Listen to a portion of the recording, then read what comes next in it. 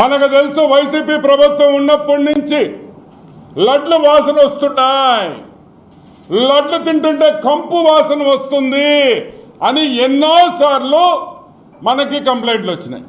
చాలా మంది విమర్శించారు, లడ్డు నాణ్యత లేదు, లడ్డు సరిగ్గా లేదు, లడ్డు వాసన వస్తుంది, చర్యలు తీసుకోమని భక్తులు వేలాది మంది సంఖ్యలో ఈవో గారికి అయితేమి ముఖ్యమంత్రికి అయితేమి ఎన్నో సందర్భాల్లో మనకి చెప్పడం జరిగింది. ఫోన్ ఇన్ విత్ డివో అని ఒక ప్రోగ్రాం పెట్టినప్పుడు కూడా ఎన్నో సార్లు లడ్డు నాణ్యత లేదు, ఏదో తప్పు ఉంది, ఇక్కడ ఏదో తప్పు జరుగుతుంది అనే వాస్తవం చాలా మంది భక్తులు ఫోన్లు చేసి కూడా చెప్పారు. ఈరోజు చాలా వాస్తవాలు మీ ముందరికి బయటకు తీసుకొని వస్తున్నా. NDRI retired principal సెక్రటరీతో D Surendranath, dairy expert Vijayabhaskar Reddy, Telangana veterinary యూనివర్సిటీలో senior most professor D Swarnalatha గారు, వీళ్ళందరితో తెలుగుదేశం కూటమి ప్రభుత్వం రాగానే ఒక కమిటీ వేశాం. దేనికి వేశాం ఈ కమిటీ? అసలు ఎందుకు లడ్లు బాగలేదు, అసలు ఎందుకు ప్రసాదాలు బాగలేదు, అసలు ఎందుకు అక్కడ పెట్టే భోజనాలు ఎందుకు సరిగ్గా లేవు, ఎక్కడ లోపం ఉంది అని ఈ ముగ్గురితో ఒక కమిటీ వేశాం. సీనియర్ మోస్ట్ ప్రొఫెసర్స్, ఇండస్ట్రీలో చాలా నాలెడ్జ్ ఉన్నవాళ్ళు, చాలా తెలివి ఉన్నవాళ్ళు, సబ్జెక్ట్ ఉన్న వాళ్ళతో వేశాం. వేసిన తర్వాత చాలా వాస్తవాలు బయటకు వచ్చినాయి, చాలా వాస్తవాలు బయటకు వచ్చినాయి. వైసీపీ గవర్నమెంట్ లో నెయ్యి సరఫరా చేసే వాళ్ళని మార్చేశారు. ఎవరు నెయ్యి సరఫరా చేస్తున్నది ఎక్కువ? Nandini dairy, Karnataka milk federation, government of కర్ణాటకకు సంబంధించిన కర్ణాటక గవర్నమెంట్ సంబంధించిన మిల్క్ ఫెడరేషన్ నందిని బ్రాండ్ తో నందినికి తిరుమలకు సరఫరా చేస్తుంది. మార్చారు. ఎందుకు మార్చాల్సి వచ్చింది?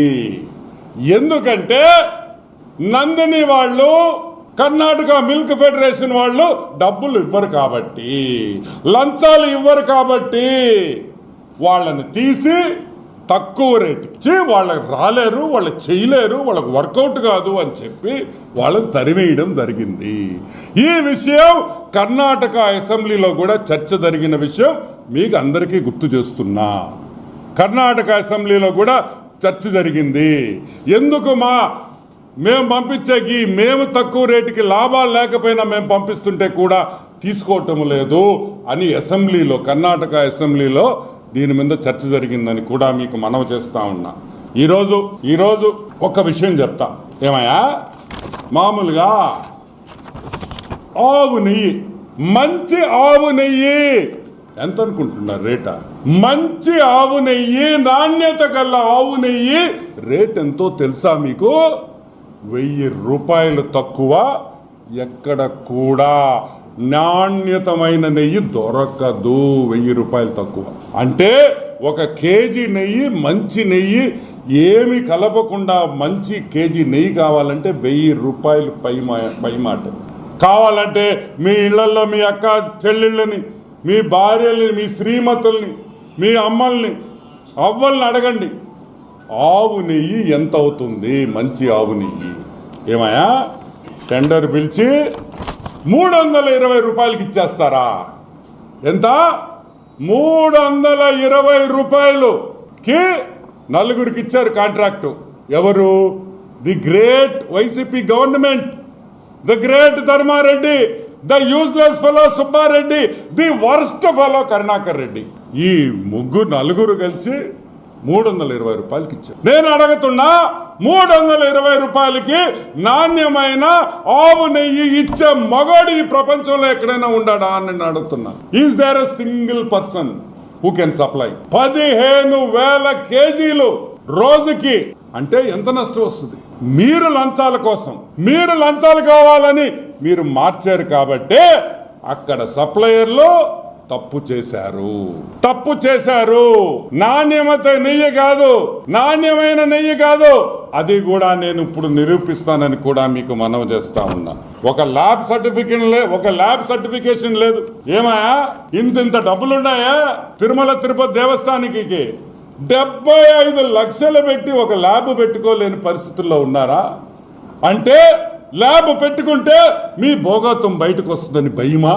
75 లక్షలతో మంచి వచ్చే నెయ్యి, వచ్చే పాలు ఎక్కడుంది?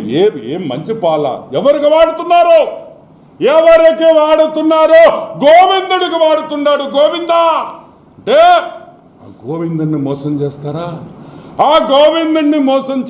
అని నేను అడుగుతున్నా. మమ్మల్ని చేయండి, మమ్మల్ని లూటీ చేయండి, మమ్మల్ని జైల్లో పెట్టండి, మమ్మల్ని కొట్టండి, లాఠీలతో కొట్టండి, పర్వాలే.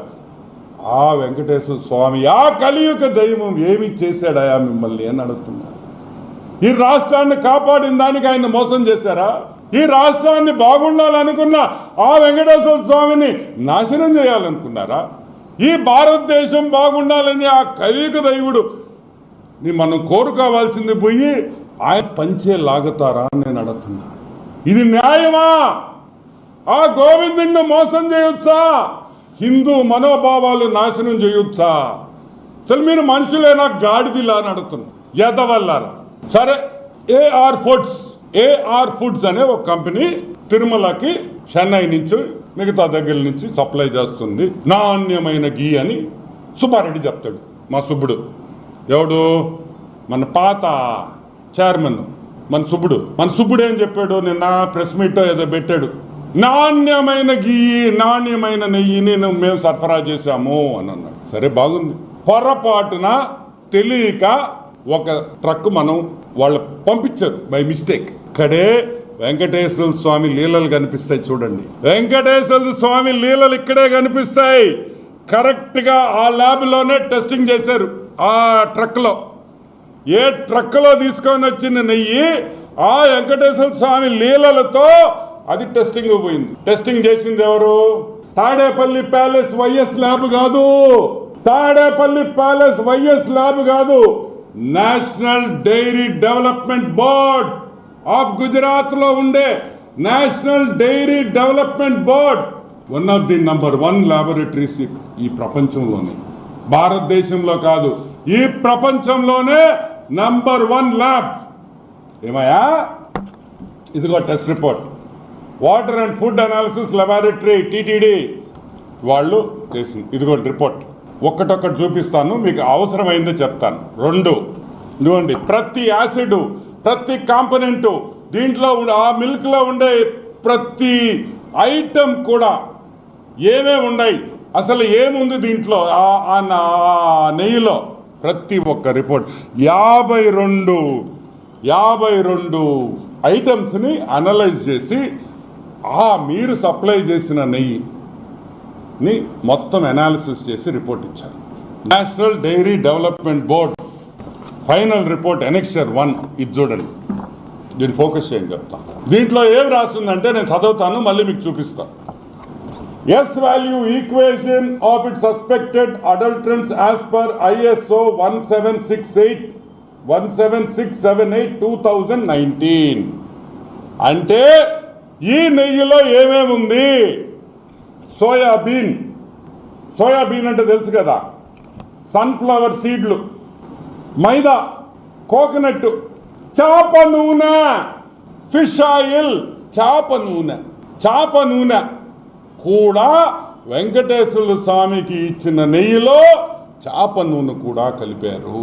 సరే, 2-3 పామ్ ఆయిల్, కోకోనట్, పాము, fat. Number 3 palm oil and beef టాలో. Palm oil and beef, గొడ్డు మాంసంలో వచ్చే పదార్థాలని కలిపారు బీఫ్ టాలో. నంబర్ 4 లార్డ్ అంటే యానిమల్ ఫ్యాట్, జంతువుల మాంసం. ఏ జంతువులో మనకు తెలీదు. కుక్కలు కావచ్చు, నక్కలు కావచ్చు, పిల్లులు కావచ్చు, కుళ్ళిపోయిన కుక్క పిల్లలు కావచ్చు. మనం చూస్తుంటాం కుక్కల మాంసం వస్తుంటది చెన్నై నుంచి, మా నెల్లూరుకి ఎన్నిసార్లు పట్టుకున్నారో తెలుసా మీకు? ఏమా నెల్లూరులో పట్టుకున్నారు లేదా? 1000 టన్నులు పట్టుకున్నారు, 100 టన్నులు. ఆ నూనె కూడా వాడారని భయముగా ఉన్నది. సరే, ఇది ఒక రిపోర్టే కదా, ఇది తప్పు కావచ్చు అన్నారు. ఇదిగోండి సెకండ్ రిపోర్ట్, ఇంకొక రిపోర్ట్ AB023654. ఇదిగోండి, నేను క్విక్ గా చూపిస్తా. Same thing. ఇదిగోండి,